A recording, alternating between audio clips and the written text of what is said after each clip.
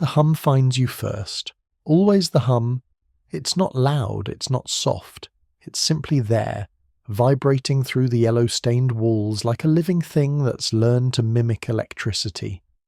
That fluorescent buzz wraps around your thoughts, squeezes them until nothing else matters except the sound and the carpet beneath your feet and the endless hallways stretching into a horizon that shouldn't exist indoors. You didn't choose to be here. Nobody does. One moment you're in the world you know, solid ground beneath you, predictable physics keeping everything in place. The next, reality glitches. The floor stops being floor. You fall through the geometry of normal space and land here, in the place that exists between places, where office buildings go when they die, and take their fluorescent souls with them. The backrooms.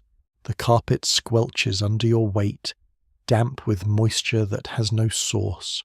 The walls are that particular shade of yellow that makes your eyes ache. The colour of old teeth, of sickness, of something that was white once but gave up. Every corner looks the same. Every hallway promises something different, but delivers only more sameness. The monotony is its own kind of violence. But here's the thing about absolute terror. When you're drowning in it, when every breath tastes like mould and fear, when the isolation presses against your skull like a slowly tightening vice, something strange happens. The mind finds a pocket of calm in the centre of the storm, a quiet acceptance. The horror becomes so complete, so overwhelming, that it circles back around to something almost peaceful. Tonight, we're going deeper than anyone should. We're uncovering the entities that make the backrooms more than empty space. These aren't ghost stories. These are the truths that wanderers whisper about in the rare safe zones, the knowledge that might keep you alive for one more hour, one more day, one more endless yellow corridor. 10 secrets. 10 certainties in a place where certainty dissolved the moment you arrived. Let each one pull you deeper into understanding. Let the dread become a lullaby. After all, what's more comforting than knowing exactly what's hunting you in the dark? The grin that never blinks. Darkness in the backrooms isn't like darkness in your world. Back there, darkness is the absence of light. A temporary state that ends with a sunrise or a flipped switch. Here, darkness is a substance. It pools in corners like liquid shadow. It fills doorways like black water held back by surface tension. And inside that darkness, something is always smiling. The smilers don't have bodies, not in any way that makes anatomical sense. Wanderers who've survived encounters describe them as eyes and teeth suspended in nothing, floating in the void like the Cheshire Cat's grin given predatory intelligence. 2 glowing points of light where eyes should be. A wide, impossibly white smile stretching beneath. Them. Nothing else. Just the certainty that something is looking at you. Something that finds your fear delicious. They're drawn to 2 things with equal hunger. Your terror and your light. Shine a flashlight into an unexplored hallway and you might see them multiply. Dozens of grins appearing in the dark like flowers blooming in fast forward. The light doesn't repel them. It excites them. It tells them you're aware, that you're trying to see, that you understand something might be there. That's when they move. The attack is fast. One moment, a smile in the distance.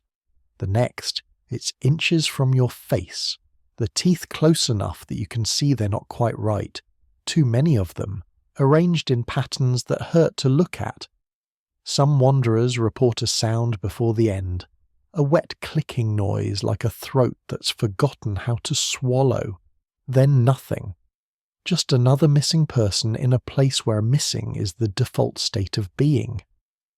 But the real secret, the detail that transforms the smilers from simple predators into something mythologically terrible is the smiling room, deep in certain levels, past corridors that seem to resist exploration. There are chambers where the darkness is absolute. No light penetrates, no sound escapes. These are their nests. Inside, they breed. The walls pulse with dark, leathery eggs, each one roughly the size of a human head. The eggs don't sit still, they twitch, they breathe. Some wanderers claim you can hear whispers coming from inside them, voices that almost sound like they're calling your name. Touch one, even accidentally in the blind darkness, and every smiler in the room awakens simultaneously. The response is instant. The response is total. No one has ever documented what happens next because documentation requires survival. The smiling room represents something worse than death. It's proof that these entities aren't just passing through the backrooms. They live here. They reproduce here. They've made this nightmare their home.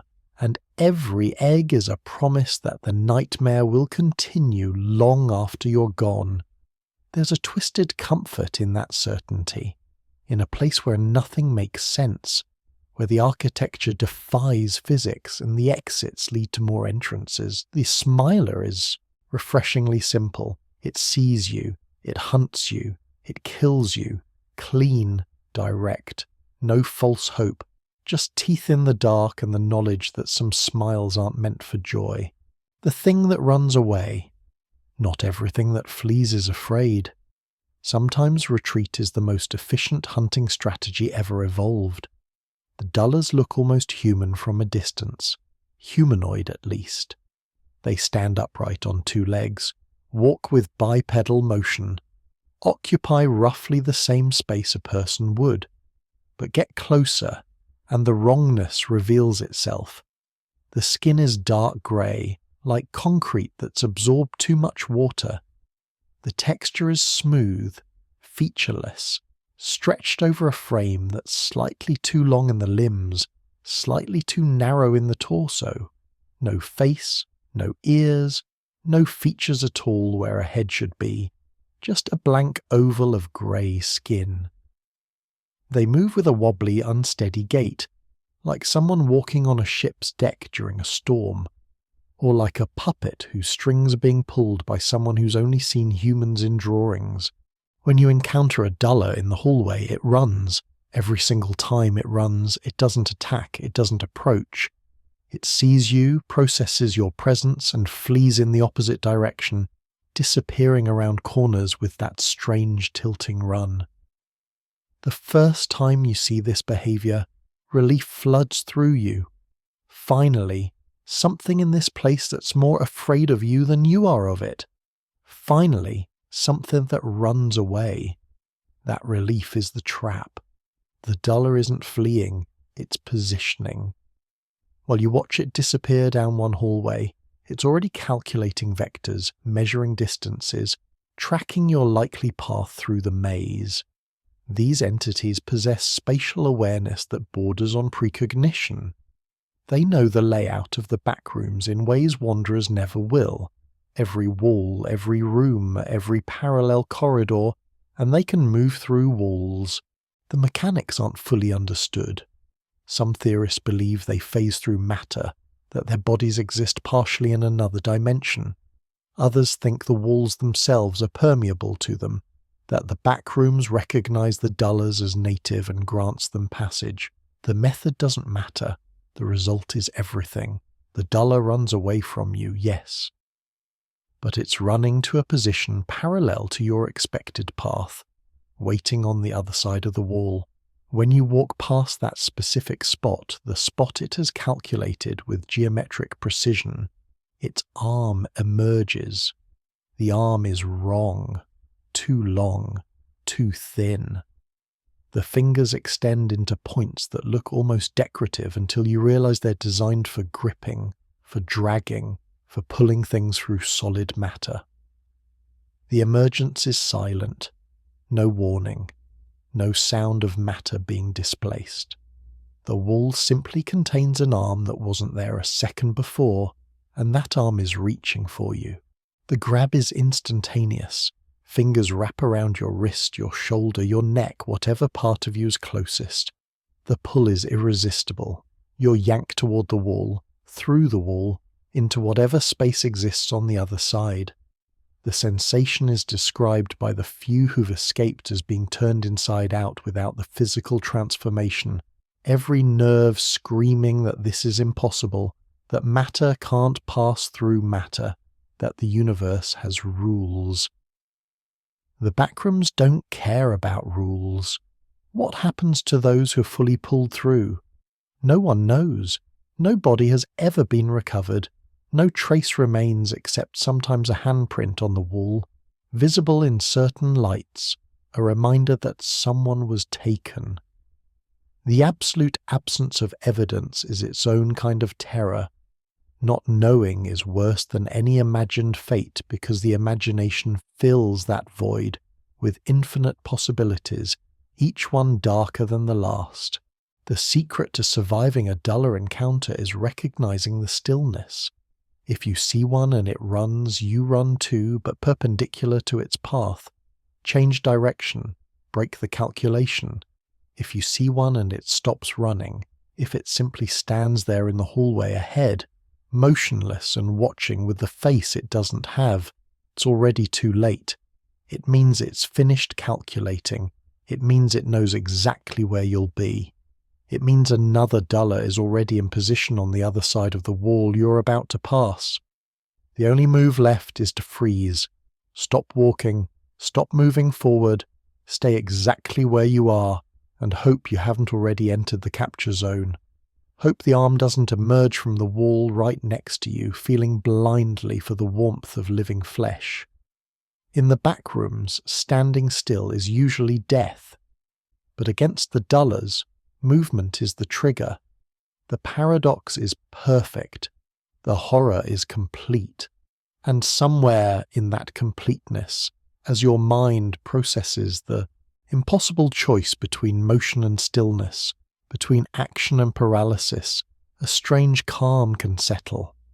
When every option leads to the same end, decision-making becomes beautifully simple. The scream you can't see.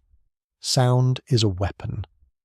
In the Backrooms, this isn't metaphor, it's documented fact.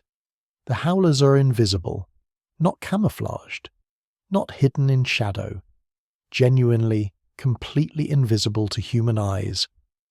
No wanderer has ever confirmed seeing one with absolute certainty, though there are theories, always theories, because the human mind can't tolerate a threat it can't visualize. Some believe they're masters of adaptive camouflage, like cephalopods, shifting their skin to match the yellow walls so perfectly that they become indistinguishable from the environment.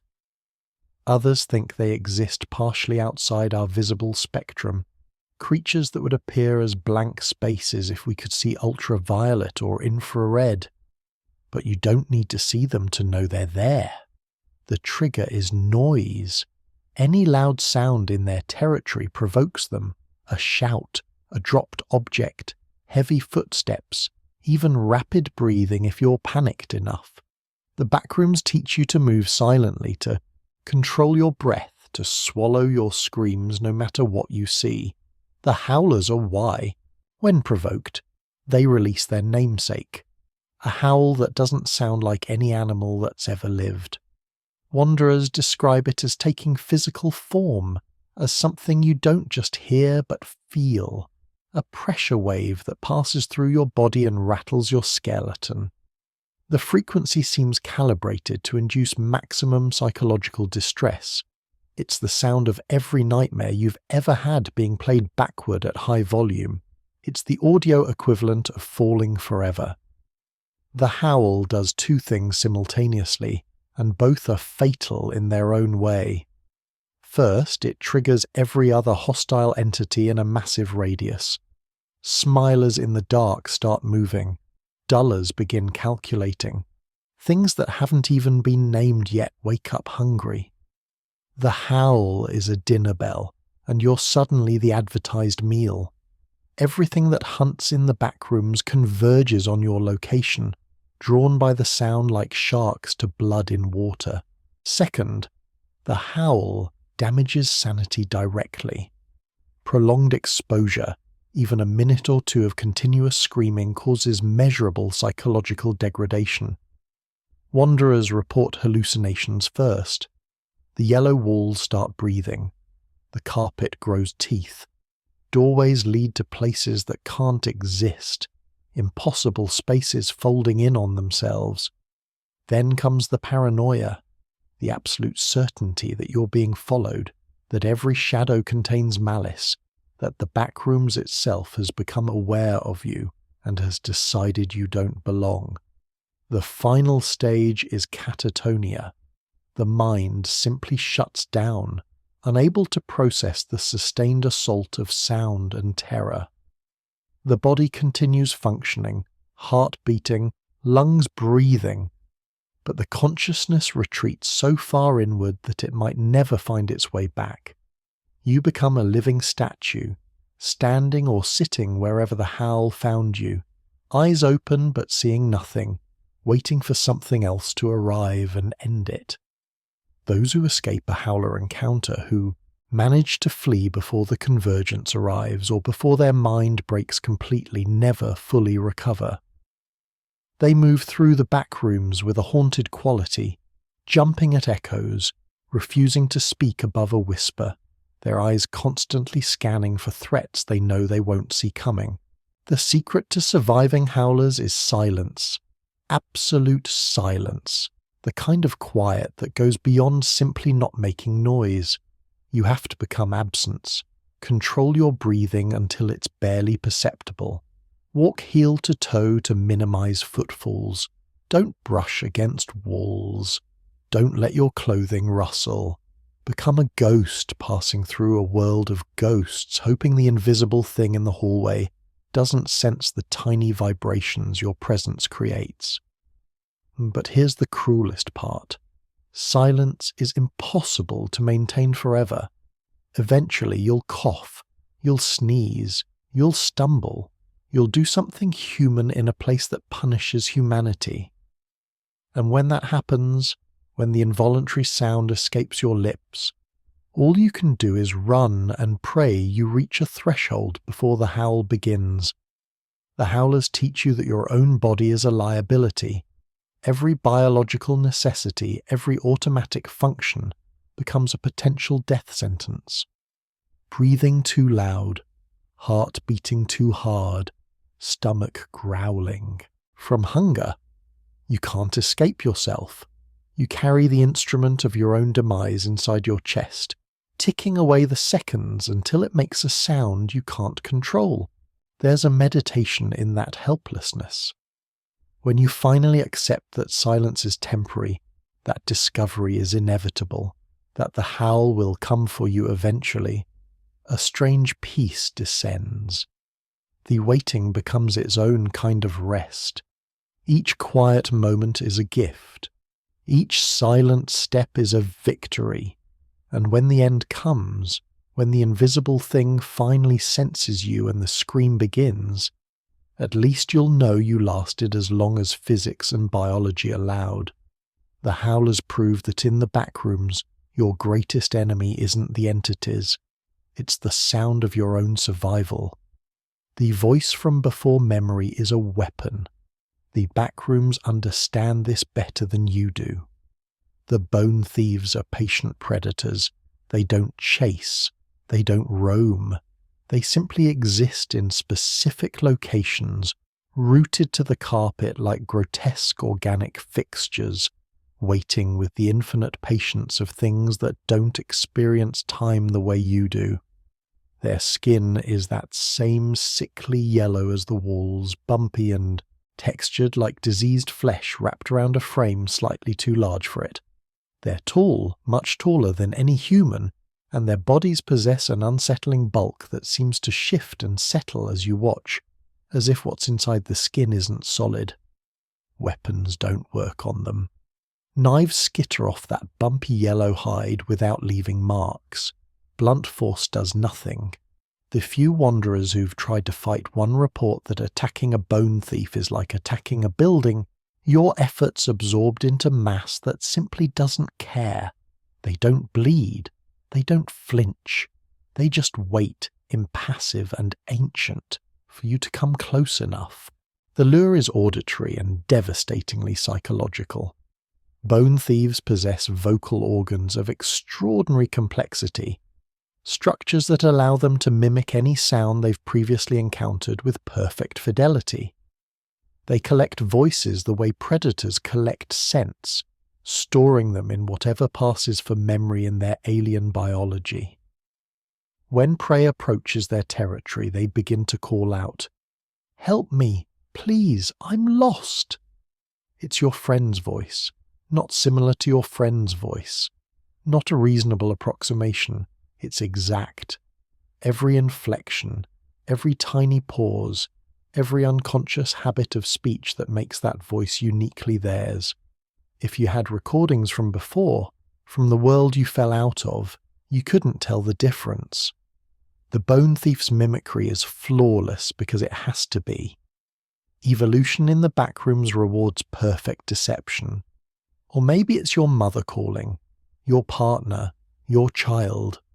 Someone whose voice represents safety, represents home, represents everything. You lost when you fell through reality's floor into this place. The Backrooms are isolation given physical form, and nothing breaks that isolation faster than hearing a familiar voice promising rescue. The sound pulls you forward. Every rational part of your mind screams that this is impossible, that the person whose voice you're hearing can't be here, that this is obviously a trap. But the emotional centers of your brain, the ancient mammalian structures that respond to social bonds before logic can intervene, those parts are already moving your feet. Those parts are already filling your chest with hope, with the desperate possibility that you're not alone anymore. You round the corner, you see the source. The bone thief stands motionless, its bulk filling the hallway. It doesn't look at you, not yet. It's learned that eye contact triggers the final sequence too early, that prey will sometimes freeze or flee if they see the predator's gaze before they've committed to the approach. So it waits, patient as stone, continuing to call in that stolen voice. "I'm right here. I can't move. Please help me." You step closer. You're close enough now to smell it. A scent like old meat left in the sun, like the inside of a mouth that's never known toothpaste. Close enough to see that the entity isn't quite standing on the carpet, but seems to exist slightly above it, as if gravity applies to it differently. Close enough to meet its gaze. The moment your eyes lock with the bone thief's eyes, the process begins. There's no pain. Wanderers who've witnessed it from a distance report that this might be the most horrifying part. The victim doesn't scream, they don't struggle, they just stand there, locked in eye contact with the entity, while every bone in their body is removed in an instant, not pulled out, not broken apart, simply removed, as if they never existed, as if the skeleton was an optional component that's just been uninstalled from reality. The body collapses inward, skin and muscle and organs suddenly unsupported, folding down into a boneless mass that no longer resembles anything human. From the outside, there's no visible damage, no wounds, no blood. The flesh is intact. But the structure is gone, and without structure, the body is just meat in a skin bag. The bone thief begins to feed. The consumption is slow, methodical, disgustingly practical. It doesn't tear or bite. It absorbs. The victim's remains sinking into that yellow, bumpy hide like food being drawn through a membrane. The process can take hours. The entity doesn't rush. It doesn't need to. Nothing in the Backrooms will challenge it for its meal. And here's the secret that makes the bone thief truly nightmarish. They're learning. Each voice they steal, they keep forever. The Wanderer database grows with each kill. Some bone thieves have been hunting for so long, have consumed so many victims, that they possess libraries of voices. They can call out in dozens of different tones, different languages, different emotional registers. Young voices, old voices, scared voices, confident voices. They're building an encyclopedia of human connection, using our own bonds against us, weaponizing the very thing that makes us social creatures. In a place designed to isolate, to separate, to break down the sanity that depends on other people, the bone thieves offer false connection.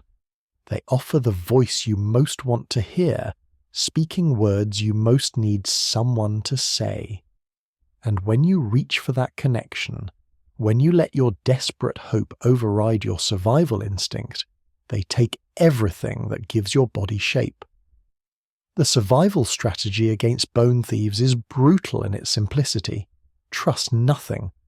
No voice, no matter how familiar. No cry for help, no matter how genuine it sounds. In the Backrooms, every sound that offers comfort is a lie. Every promise of rescue is bait. The entities here have learned that humans are more easily caught with honey than with horror, so they've become expert beekeepers, offering sweetness in voices stolen from the dead. There's a terrible poetry in becoming so paranoid that familiar voices trigger fear instead of hope, that hearing your own mother's call makes you run in the opposite direction. The bone thieves don't just kill bodies, they kill trust, they corrupt memory. They take the sounds that should mean safety and turn them into warning sirens. And in that corruption, in that complete inversion of meaning, the mind finds a new baseline.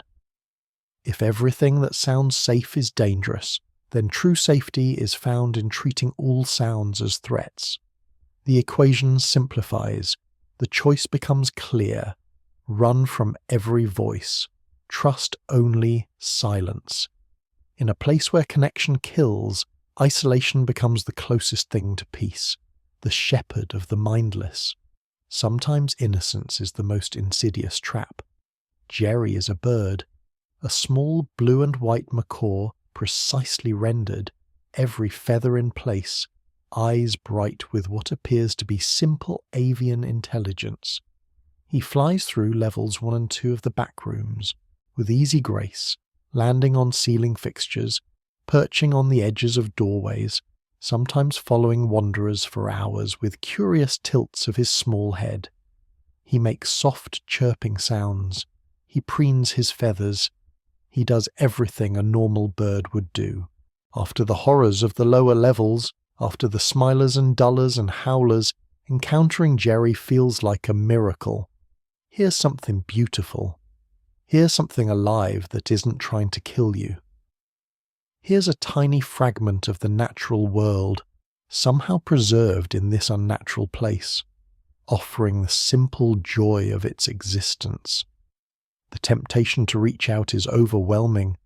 Humans are hardwired to respond to small, colourful animals with affection. We domesticated wolves into dogs.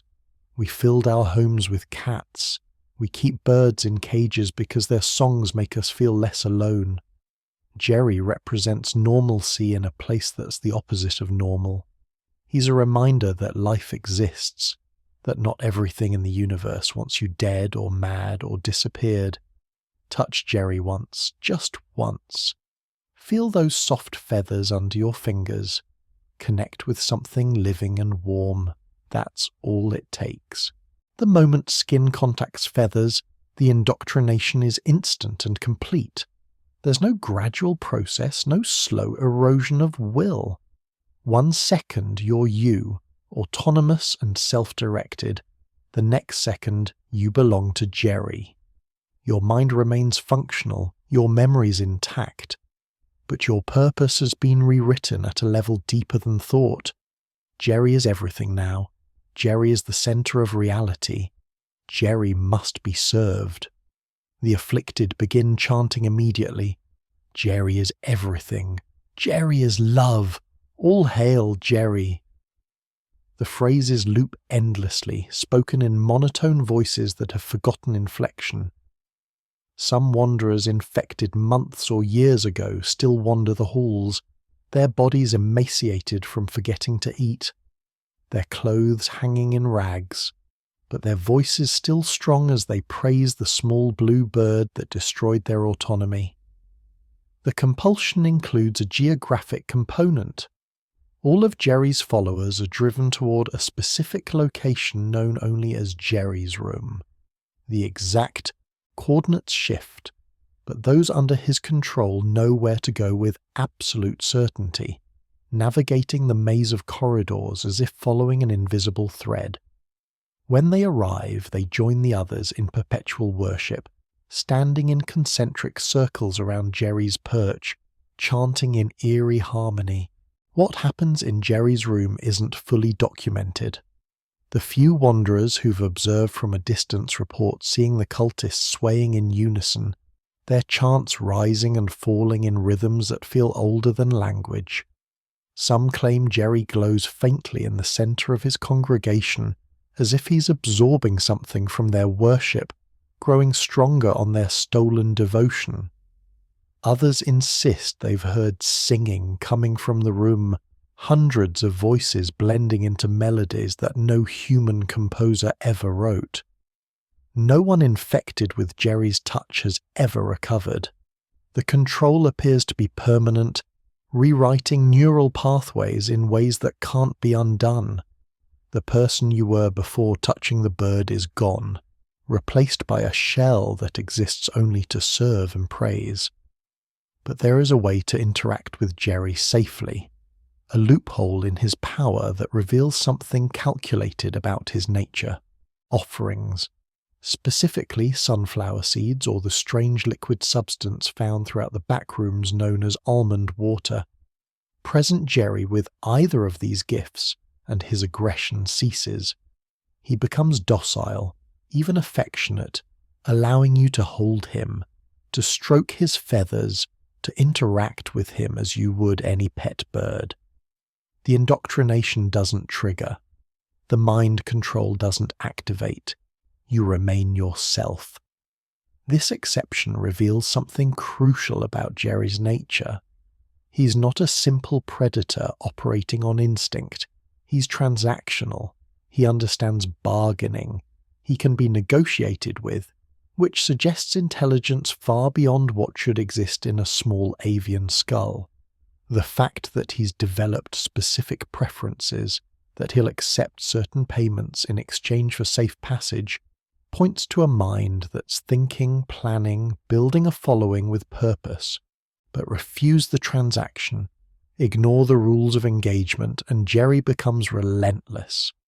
He'll follow you through levels, appearing in your peripheral vision, landing just ahead of you in hallways, his bright plumage impossible to ignore.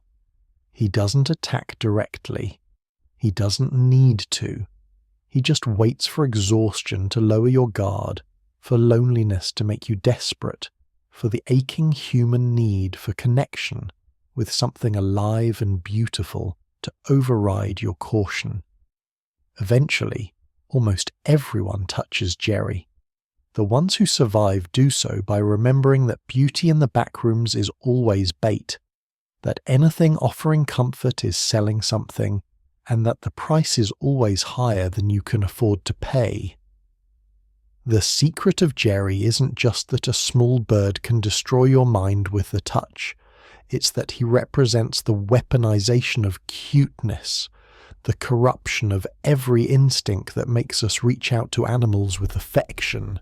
He's proof that in the backrooms even the things that look innocent and helpless are predators, just using different hunting methods than teeth and claws. And perhaps most disturbing is the implication that Jerry is building something. With each new cultist added to his room, his congregation grows.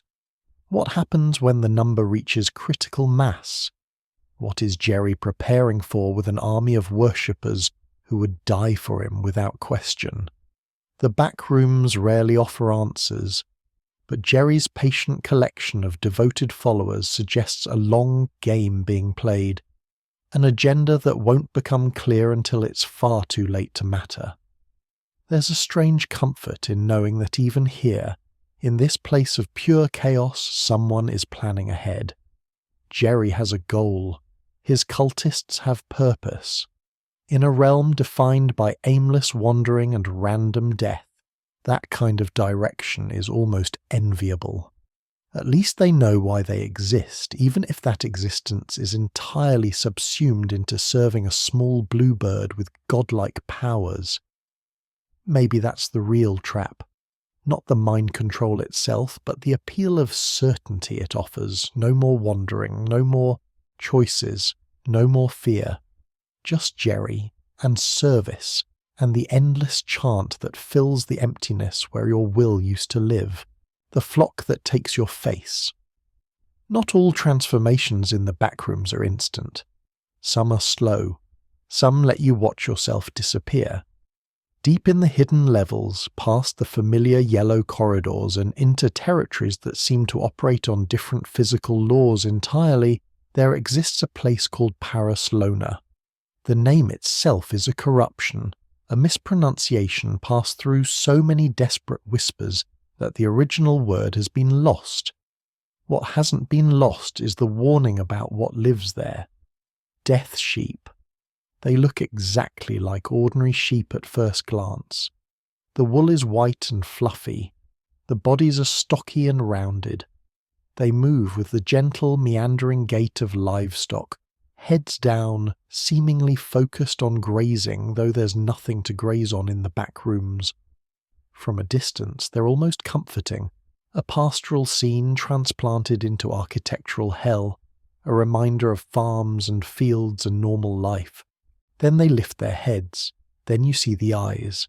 The glow is white, not the warm white of friendly light, but the cold white of burning magnesium, of stars dying in supernova, of things too bright to look at directly.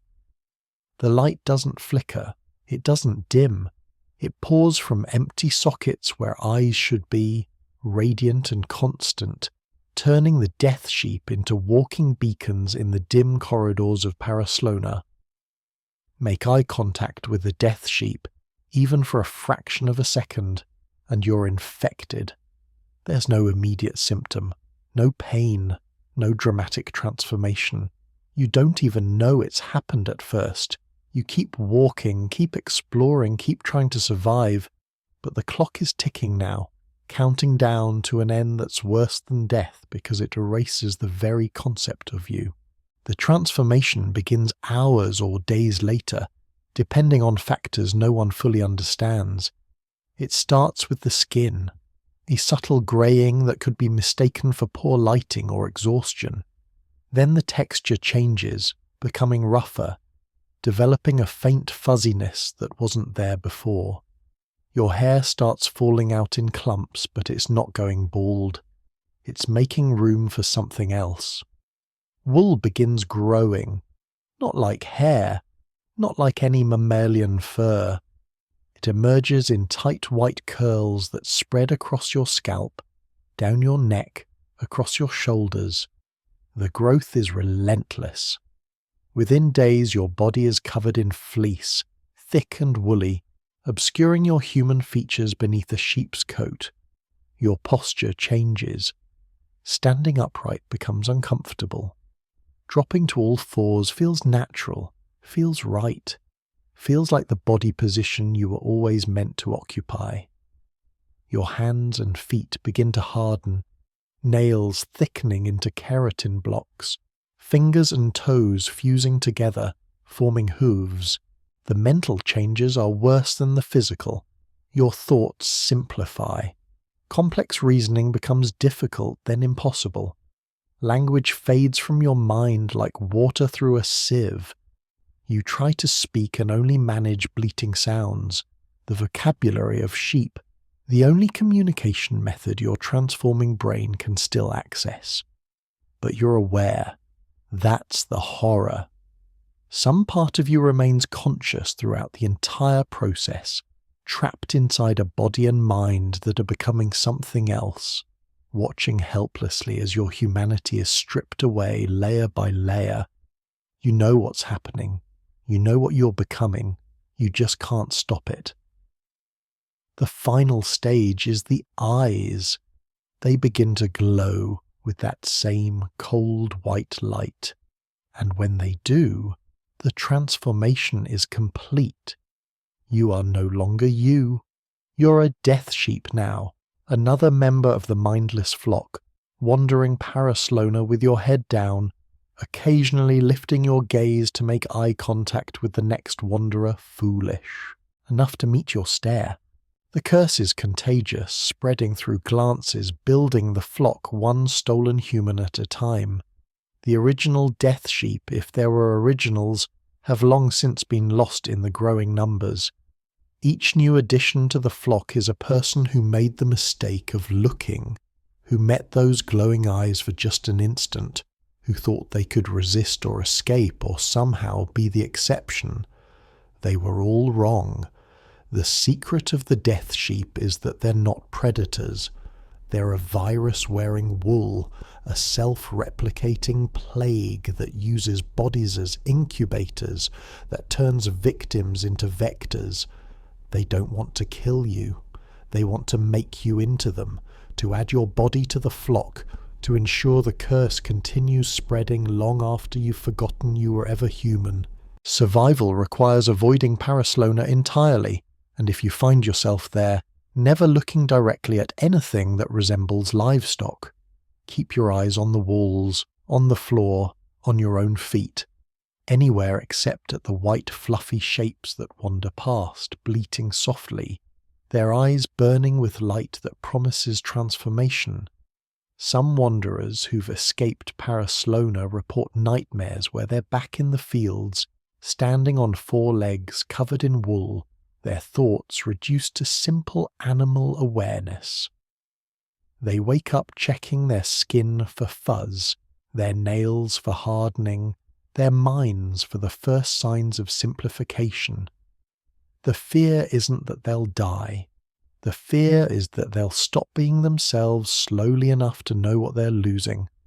That gradual erasure, that slow-motion disappearance of identity, that's the true weapon of the death sheep. Not quick violence, but patient dissolution, giving you time to mourn yourself as you vanish. And in that extended goodbye, in those final days or weeks of diminishing humanity, some find a dark acceptance. If you can't stop the transformation, can't fight the infection, can't save yourself, then maybe there's peace in surrender. Let the wool grow. Let the thoughts simplify. Let the human concerns and fears and desperate survival instinct fade into the simple animal satisfaction of being part of a flock. No more loneliness, no more terror, no more endless yellow hallways stretching into forever. Just grazing. Just walking. Just existing as something that doesn't have to think about what it's lost, because it no longer has the capacity to remember what loss means. The hunter who hums Beethoven. There's an entity in the Backrooms whose name is deliberately unpronounceable. The syllables don't fit together in any human language, the sounds requiring throat positions that human anatomy can't achieve. Wanderers who've encountered it write the name as Aiukthaioggd'reg, but that's just an approximation, a way of putting sounds to paper that can never be properly vocalized. Maybe that's intentional. Maybe things in the Backrooms don't want their true names known because names give power, create definition, make the unknown just slightly less terrifying.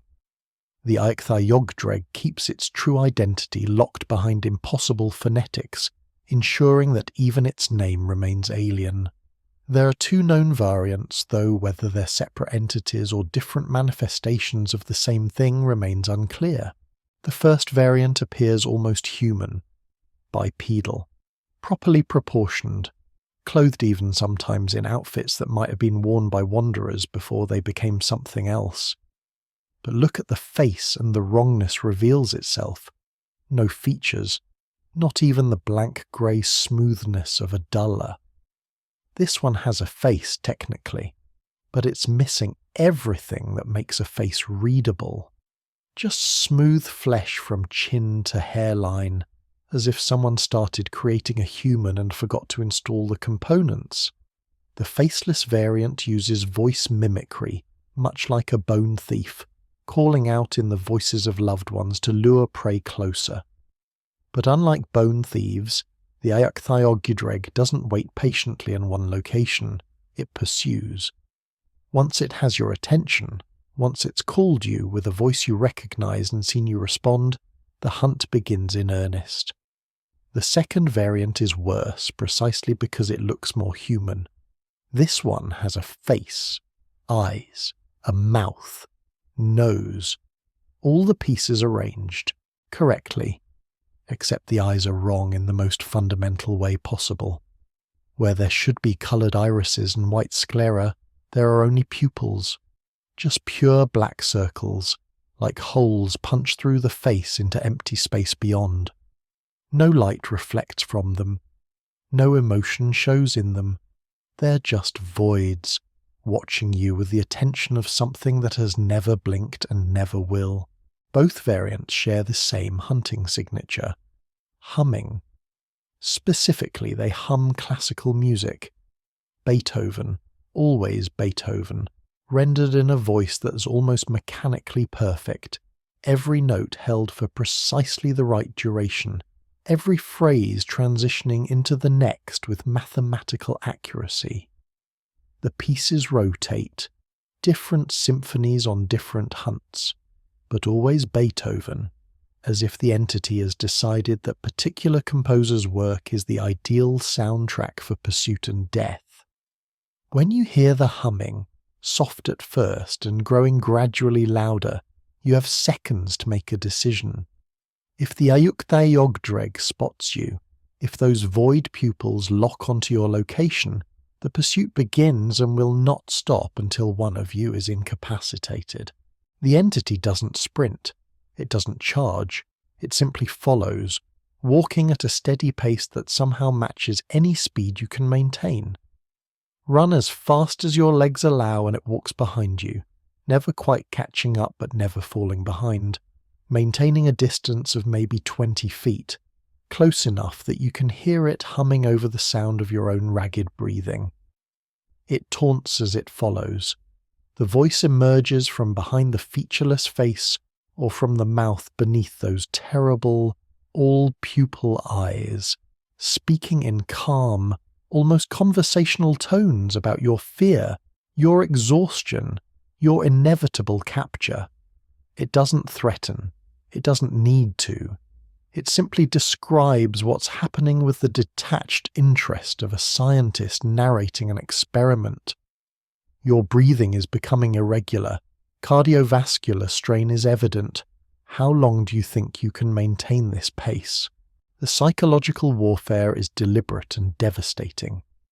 Hearing your own physical decline catalogued in real time, listening to the entity calculate your endurance limits, knowing that it's right, that you can't run forever, that your body is already failing while this thing shows no sign of fatigue whatsoever.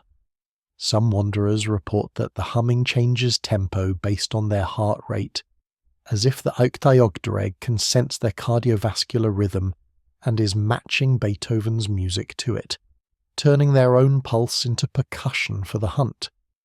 The pursuit can last hours, days even, if the wanderer has sufficient stamina and desperation, but it always ends the same way. Eventually your body gives out.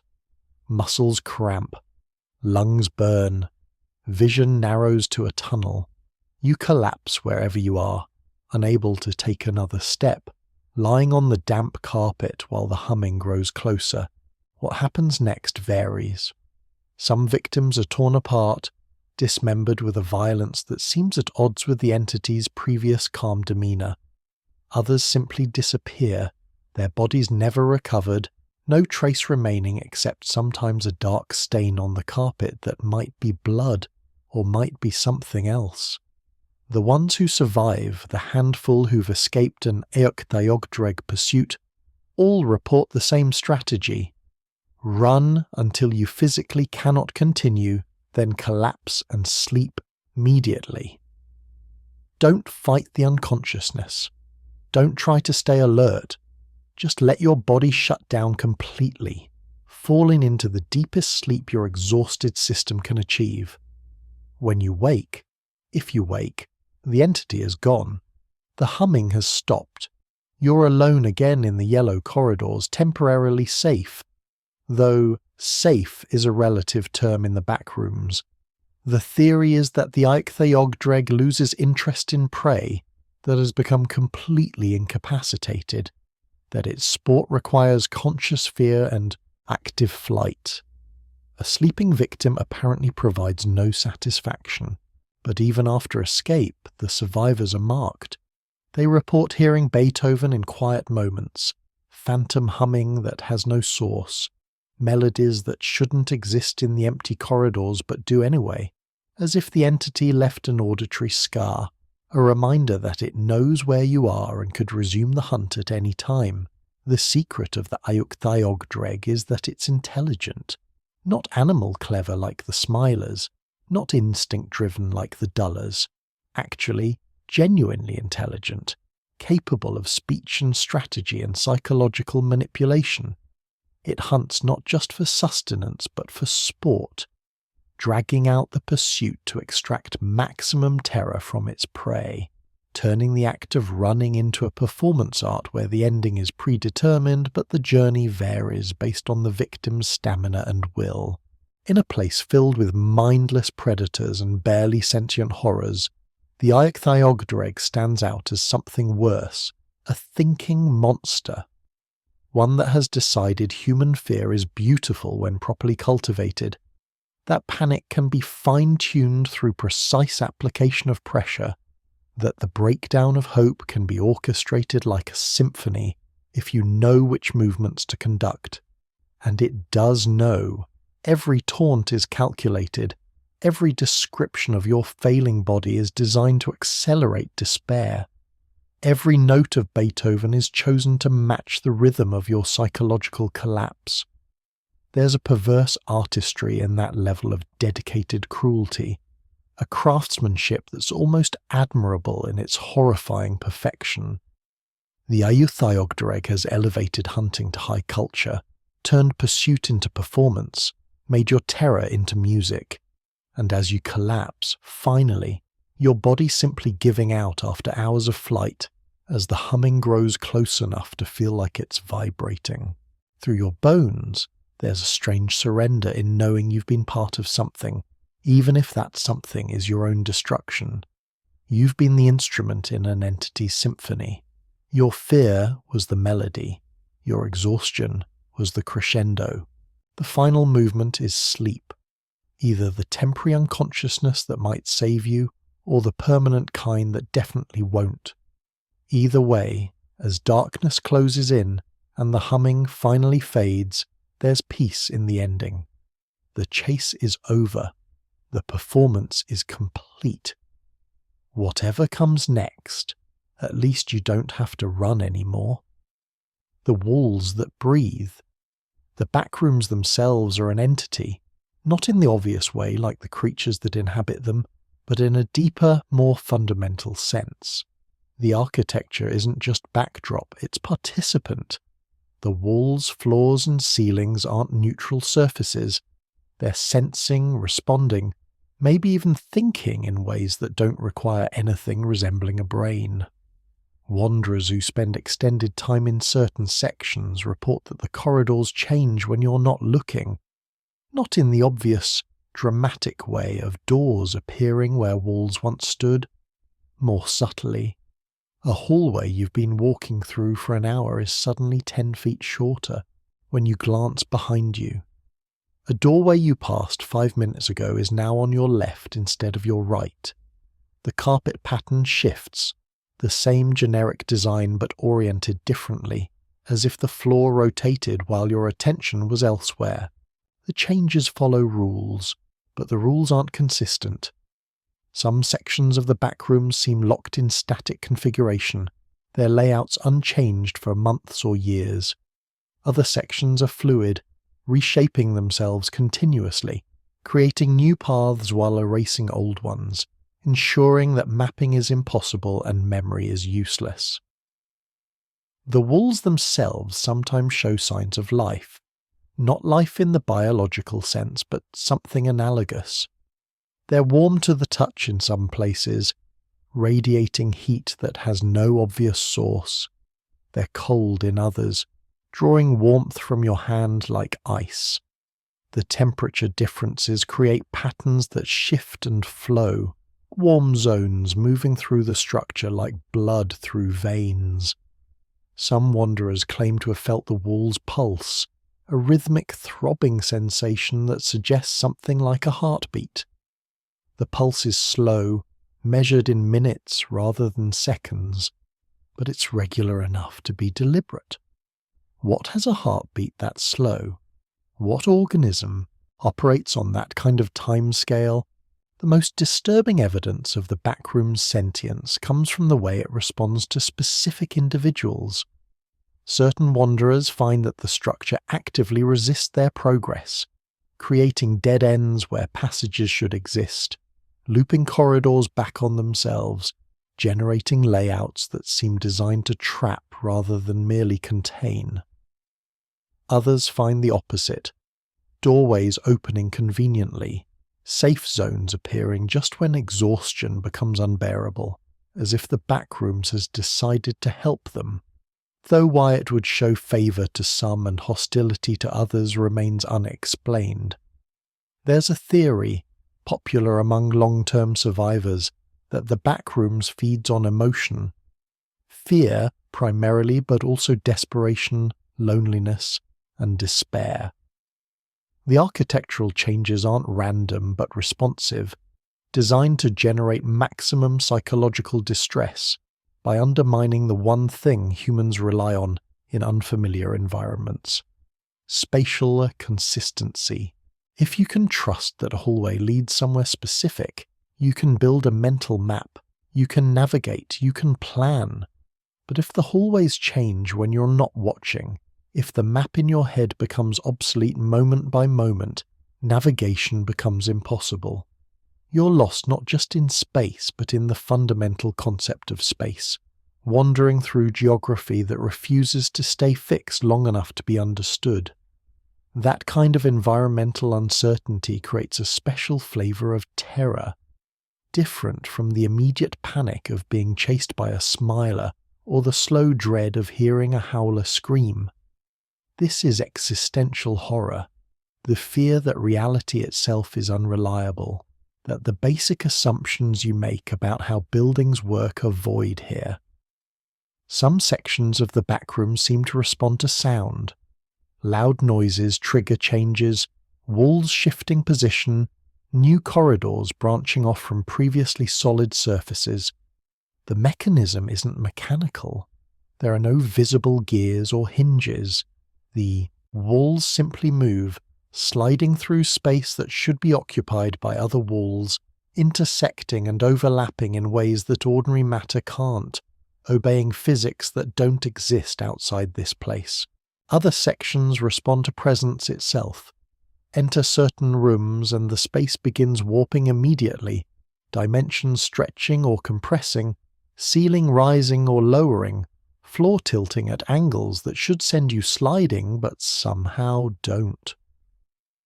These reactive zones seem to be testing you, measuring how you respond to spatial distortion, learning from your reactions and adjusting their behaviour accordingly. The learning aspect is what transforms the backrooms from mysterious to actively malevolent. A structure that changes randomly is dangerous but comprehensible. A structure that adapts, that remembers, that refines its methods based on observation, that's something else entirely. That's intelligence without consciousness, purpose without mind, a system that has discovered how to cultivate human suffering without needing to understand why it's doing so. The walls breathe, not with lungs, but with whatever mechanism this place uses to expand and contract its corridors, to create and destroy pathways, to reshape itself in response to the people wandering through it. Each breath is a reconfiguration. Each pulse is a reshuffling of possible routes. The Backrooms is alive in the way a city is alive, not because of individual consciousness, but because of collective function. Billions of small changes adding up to emergent behavior that seems intentional even if it's not. And if you spend long enough here, if you survive the entities and the isolation and the slow erosion of sanity that comes from having no exit, you start to feel it. The structure's attention. The sense that the walls are aware of you specifically, that they're watching your movements and adjusting their configuration to keep you exactly where you are, neither letting you escape nor allowing you to settle, maintaining a perfect equilibrium of constant low-grade terror. The secret of the breathing walls is that the Backrooms might not be a place at all. It might be an organism vast beyond comprehension, and every corridor you walk through might be a vein or a passage inside its body. Every room might be an organ serving some unknowable function. Every level might be a layer of tissue, specialized for different purposes you'll never understand because you're operating at the wrong scale to comprehend the whole. If that's true, then the entities aren't invaders or fellow prisoners. They're part of the ecosystem, symbiotic organisms that have adapted to live inside the larger structure, filling ecological niches the way parasites and bacteria fill niches inside a human body. The Smilers, Dullers, Howlers, Bone Thieves, Jerry, Death Sheep, Aiukthaioggd'regs. They're all native fauna, evolved or designed or spontaneously generated by a system that needs them for reasons that remain hidden. And you, the wanderer, you're the foreign object, the splinter that worked its way inside. The structure is trying to process you, to break you down and incorporate your components, to neutralize the threat you represent by transforming you into something it can use. The entities are just tools toward that end, immune system responses, designed to convert intruders into nutrients or remove them entirely. That perspective shift, from seeing yourself as a victim trapped in a hostile environment to seeing yourself as an infection inside a vast living thing that's simply defending itself, changes everything. The Backrooms isn't evil. It's just doing what all organisms do, protecting its internal environment from contamination. The walls breathe because they're alive. The corridors change because the structure is growing, healing, adapting. The entities hunt because that's their ecological role, removing foreign objects that don't belong in this closed system. Understanding this provides a strange comfort. You're not being tortured, you're being processed. The Backrooms doesn't hate you. It barely knows you exist as an individual. You're just cellular debris that needs to be cleaned up, broken down, recycled into something useful. There's peace in insignificance. Your suffering isn't personal. Your fear isn't being savoured by some malicious intelligence. You're just caught in the machinery of a system vastly larger than yourself. And that system is operating exactly as designed, as evolved, as intended. The walls breathe, the corridors shift, the entities hunt, and you, in the middle of it all, are simply one more organic component waiting to be processed. The ending is inevitable, the method varies. But the result is always the same. You become part of the structure, whether as a cultist of Jerry, or a death sheep wandering Paraslona, or simple meat absorbed by a bone thief. One way or another, the Backrooms keeps what falls into it. Nothing leaves. Everything is recycled. The walls breathe in wanderers and breathe out emptiness, and the cycle continues, eternal and patient and utterly indifferent to your desperate desire to escape. The levels beyond counting. There is no level 0 in the Backrooms. The counting starts at level 1, the classic yellow corridors with buzzing lights that serve as the entry point for most wanderers. But below level 1, there are negative levels. Above it, positive levels stretch into numbers that make mathematics itself feel oppressive. Level 2 is darker, level 3 is wet, level 4 is abandoned offices. Each level has its own rules, its own entities, its own specific flavour of wrong. As the numbers climb, the environments become more unstable, physics less reliable.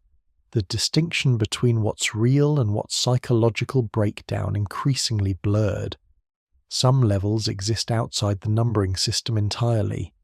Secret levels, hidden levels, places with names instead of numbers. Paraslona, the Promised Land, the Boneyard, rooms and regions that don't connect the main structure through normal corridors, but require specific actions or states of mind to access. The deeper you go, the stranger it gets. There are levels made entirely of flesh, walls pulsing with vascular systems, floors sticky with secretions that might be sweat or might be something far worse. There are levels of pure darkness where light cannot exist, not because it's absent, but because the physics of that space prohibit illumination. There are levels that loop in on themselves, creating impossible topologies where walking forward eventually brings you back to your starting point from behind. There are levels that exist in different time streams. Enter one and you might age years in what feels like hours, or spend subjective weeks only to emerge and find that minutes have passed. The temporal distortions make planning impossible, survival a matter of luck rather than skill. Some levels are inhabited by wanderers who've given up trying to escape. They've created communities, established territories, built fragile societies in the least hostile regions they can find. These settlements offer temporary respite, places to rest and resupply before continuing the endless journey through zones that never end. But even the safe zones aren't truly safe. Entities can breach any level. The structure itself can decide to reconfigure, erasing entire settlements in moments, scattering the inhabitants back into the maze. Trust in any location is temporary at best, a comfortable lie that helps you sleep for a few hours before reality reasserts itself. The highest numbered levels approach abstraction. Level 9099 is described as pure concept space, where thought and environment have merged into something that can't be experienced with human senses, only endured until the mind either adapts or shatters. Beyond that are levels that don't have numbers because they exist outside numerical sequence, regions so divorced from normal reality that describing them requires new vocabulary, new conceptual frameworks, new ways of thinking about what existence means. And somewhere, in the spaces between levels, in the transitional zones that connect one region to another, there are rumours of an exit. The way, out, the final door, the escape protocol. Different names for the same impossible hope, that somewhere in this endless labyrinth there's actually a way to leave. No one has found it. Or if they have, they haven't returned to report success. The optimistic interpretation is that the exit works, that people who find it escape back to normal reality and never think about the Backrooms again. The pessimistic interpretation is that the exit is a myth, a story wanderers tell themselves to maintain sanity, a false goal that provides motivation to keep moving even when every corridor looks the same. The secret of the endless levels is that they might not be spatial at all. They might be mental, different regions representing different psychological states, the journey through them a journey inward rather than through actual geography. The entities could be manifestations of fear. The architecture could be anxiety made physical. The whole experience might be happening inside your skull. your mind creating an elaborate prison to process trauma too severe for normal cognition to handle. If that's true, then escape isn't about finding a door. It's about psychological resolution, working through whatever broke your ability to engage with normal reality, repairing the damage that caused you to no-clip through the floor of the world in the first place. But that interpretation, like all interpretations in the Backrooms, is ultimately unprovable. You're here. The walls are yellow, the lights buzz, the entities hunt. Whether it's real or psychological doesn't change the experience. The fear feels the same regardless of its source. The isolation crushes just as hard whether the corridors are physical or metaphorical, so you keep walking, keep surviving, keep moving through levels that stretch beyond counting, through variations of horror that should exhaust all possibilities but somehow keep finding new ways to manifest terror. The numbers climb, the environments shift, the rules change, and somewhere deep in your mind, in the part that still remembers what it felt like to walk through normal buildings with normal floors that stayed solid beneath your feet, you hold on to the possibility that this ends, that eventually, after enough levels and enough entities and enough yellow corridors, you'll find the final door and step through it back into a world where walls don't breathe, and birds don't steal minds, and voices from home are actually from home. That hope is probably a lie, but it's a useful lie. The kind that keeps you moving when every rational part of your brain is screaming to just stop, to sit down on the damp carpet and wait for whatever comes next to arrive. As long as you believe in the exit, you can survive one more level, one more day, one more endless yellow hallway. And if you never find it, if you wander until you die, or transform, or join a cult, or become part of the structure itself, at least you'll have spent your final days believing escape was possible. That false hope is its own kind of comfort, a gentle lie that makes the truth of permanent imprisonment slightly more bearable, the truth that doesn't comfort. The Backrooms are not hell. They're not punishment for sin or cosmic judgment for moral failure. They're not a test you can pass or a trial you can overcome through virtue or cleverness. They're simply a place, neutral in their horror, indifferent to your presence, operating according to rules that don't care about fairness or justice or meaning. You ended up here because reality glitched, because the fundamental code that keeps normal space stable experienced an error, and you fell through the gap before it could repair itself. No one chose you specifically. No divine or demonic force selected you for this fate. You were just unlucky, in the wrong place at the wrong moment when physics briefly forgot how to work properly. That randomness is somehow worse than intention. If the Backrooms existed as punishment, you could at least rage against the punisher, could maintain anger at the injustice, could hold on to the belief that you don't deserve this. But random chance doesn't accept complaints. The universe doesn't owe you fairness. The glitch that brought you here holds no malice, and therefore offers no target for your resentment. The entities that hunt you aren't evil. They're just organisms doing what organisms do. Surviving, feeding, reproducing. The smilers aren't sadistic. They're predators following predatory instincts. The dullers aren't cruel. They're using an efficient hunting strategy. Jerry isn't malicious. He's expanding his power base through the only method his nature allows. Even the Aiukthaioggd'reg, for all its intelligence and deliberate psychological warfare, is just operating according to its design, finding satisfaction in the hunt the way humans find satisfaction in any activity that engages their particular skills. Assigning morality to the Backrooms is a category error.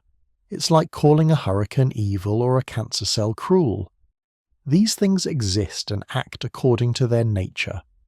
They cause suffering, yes, but suffering without purpose, damage without meaning, terror without message. That purposelessness is the final secret. The backrooms don't mean anything. Your presence here doesn't signify anything. The endless yellow corridors aren't metaphor. The entities aren't symbols.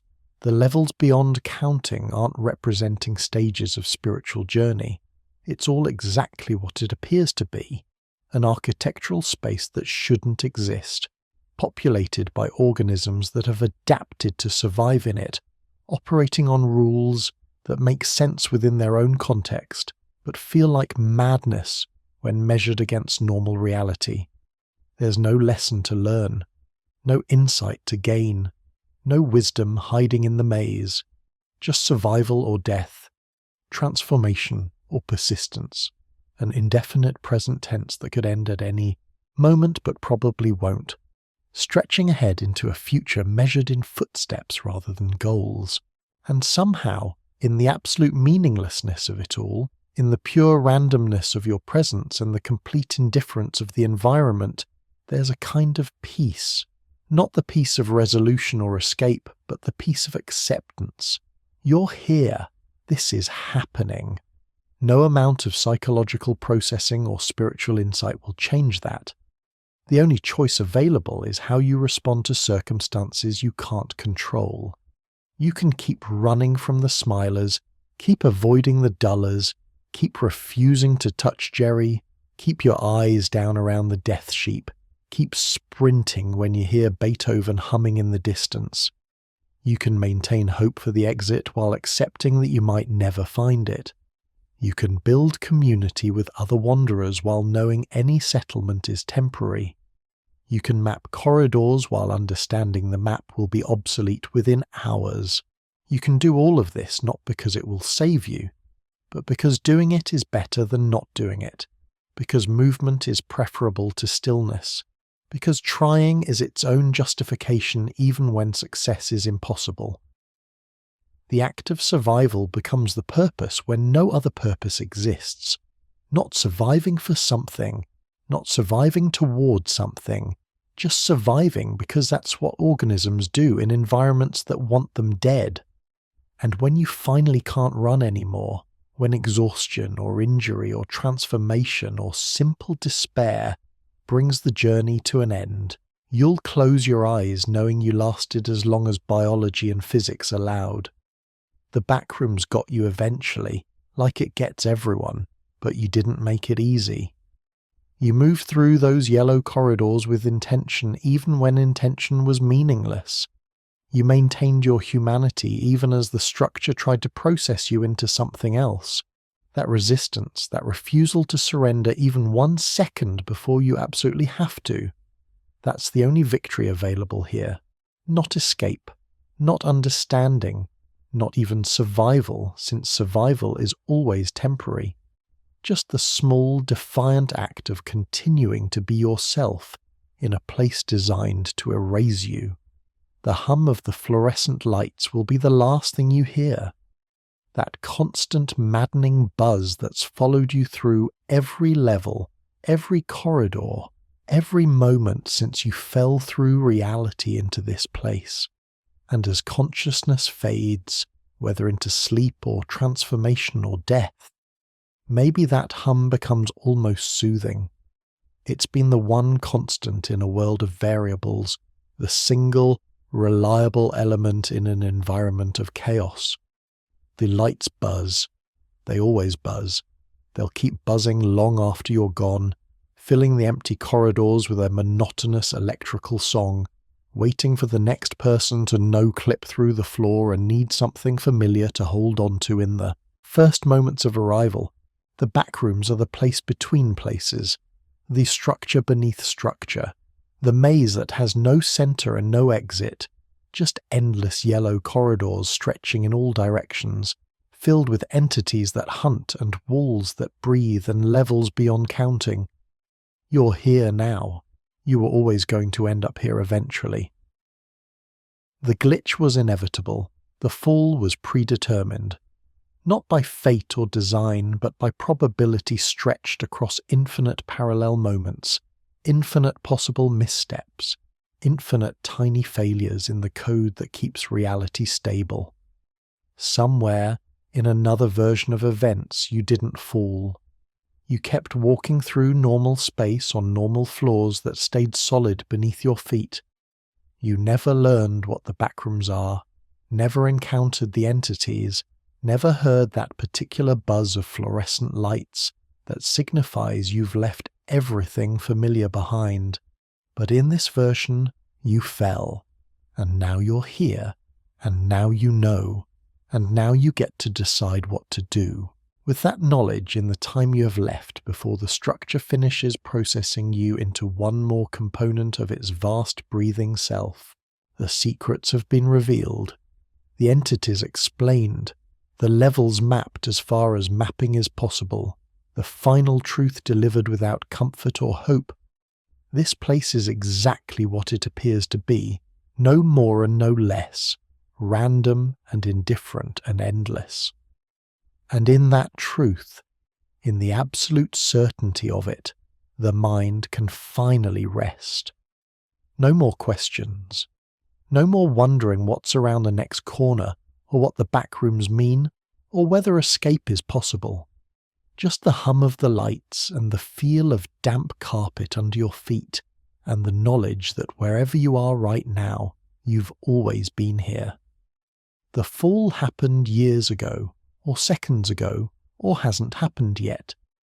Time works differently when you're between places. Close your eyes, listen to the hum. Let it fill your skull until it's the only sound that exists. Breathe in the scent of old carpet and mould. Feel the yellow light pressing against your eyelids.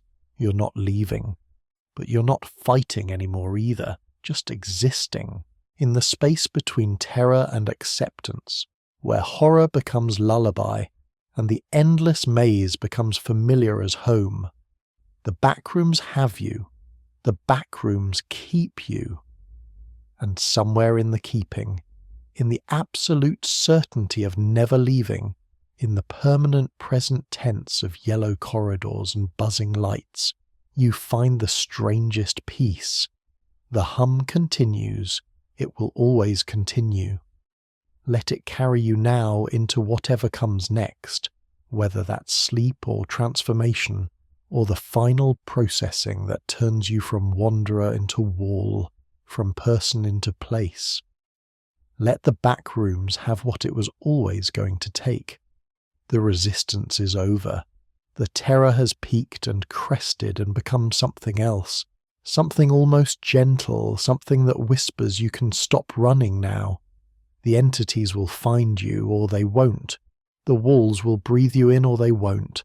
But either way, you don't have to decide anymore.